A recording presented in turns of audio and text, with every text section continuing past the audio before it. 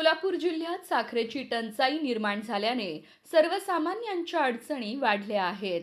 जिल्ह्यात तब्बल 40 साखर कारखाने असतानाही बाजारात साखरेचा तुटवडा जाणवत आहे.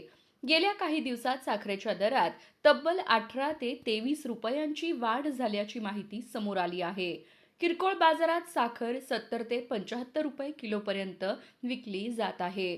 तर गुळाच्या दरातही मोठी वाढ झाली असून तो सुमारे 75 रुपयांवर पोहोचला आहे.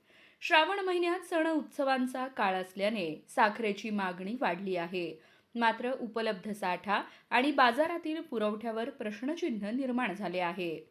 साखर कारखाने साठा करून ठेवत आहेत का?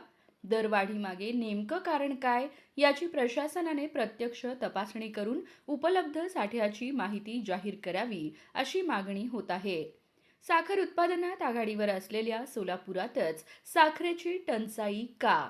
हा सवाल आता सर्वसामान्यांकडून उपस्थित केला जात आहे.